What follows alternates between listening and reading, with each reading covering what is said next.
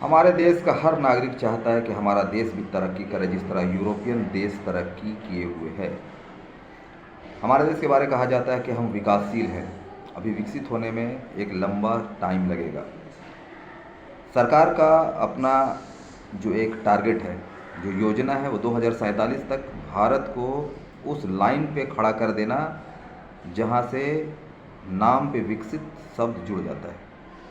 लेकिन present time में अगर हम देखते हैं 2014 और 2024 के बीच में, तो 2014 में जो हमारे देश पर कर्ज था वो 54 लाख करोड़ का कर्ज था, और अगर आज के समय में हम देखते हैं 2024 में, तो 205 लाख करोड़ का कर्ज हमारे ऊपर आ चुका है।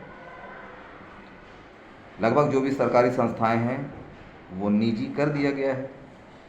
ये ज़्यादा खुलकर बताने की ज़रूरत नहीं है कि किसे दिया गया है।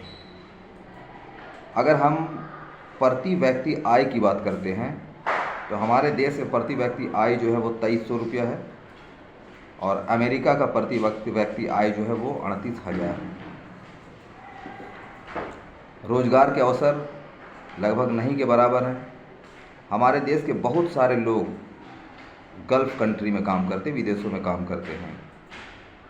अगर वो विदेशों में काम नहीं करेंगे तो मैं समझता हूँ कि हमारे देश में रोज़गार के अवसर इतने नहीं हैं कि उन्हें जो उनके निजी ज़िंदगी में जो ज़रूरतें उनको पूरी करने में सक्षम हो पाएंगे।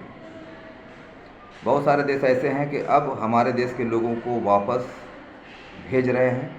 ऐसे में सरकार के ऊपर अलग से बोझ आने वाले हैं। अब ऐसी स्थिति है हमारे देश की। अच्छा, महंगाई भी बढ़ रही है लगातार देखा जाए। अगर एक डेटा की हम बात करते हैं तो इनकम टैक्स के तौर पे हमारे देश के लोग जो है वो 31.20% पे करते हैं। कॉर्पोरेट टैक्स के तौर पे 26%, सेल टैक्स के तौर पर 18%, जहां यूएई में 5% वैट लिया जाता है। प्रॉपर्टी टैक्स 3.7% है। Capital gain tax 12.5%, average rental yield 2.5%, जहां यूएई में 7.9 यानी 7 से 9% तक लिए जाते हैं। यानी हमारे देश में टैक्स भी ज़बरदस्त तौर पे वसूला जाता है आम जनता से। ऊपर से महंगाई भी बहुत तेज़ी से बढ़ रही है। उसके अलावा रोज़गार के अवसर नए सामने नहीं आ रहे हैं। अब जहां इस तरह की स्थिति हमारे देश में है तो हमारे देश में क्या करना चाहिए? सबसे पहले इन्हीं मुद्दों पर चर्चा करना चाहिए। लेकिन हमारे देश में किन मुद्दों पर चर्चा होता है? किस मस्जिद की खुदाई करना चाहिए, कहाँ मंदिर निकलेगा, जबरन किसी को धार्मिक नारा कैसे लगवाना है, इन बातों को मुद्दा बनाया जाता है और इस पे काफ़ी हो हल्ला होता है। और सत्ता पक्ष जो है इस पर चुप्पी साधे रहते हैं और कहा जाता है कि हमारा देश बहुत तेज़ी से विकास की ओर बढ़ रहा है।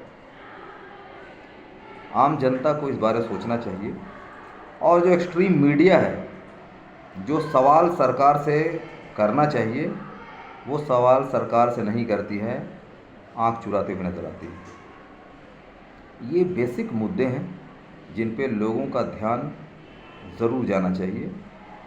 सत्ता पक्ष जहां इन बातों से बचती हुई नज़र आती है, विपक्ष की ये जिम्मेदारी बनती है कि इन मुद्दों को सामने लाएं। फ़िलहाल विपक्ष लगातार बेसिक जो मुद्दे हैं उनको सामने लाने की कोशिश कर रही है, लेकिन आम जनता को इस बात को समझना होगा। अगर आम जनता समझ जाती है तो मैं समझता हूँ कि सत्ता परिवर्तन ज़रूर होगा, और बिना सत्ता परिवर्तन किए ये सारी चीज़ें जो है वो नहीं जाने वाली, इसमें बदलाव नहीं आने वाला। जय हिंद, जय भारत।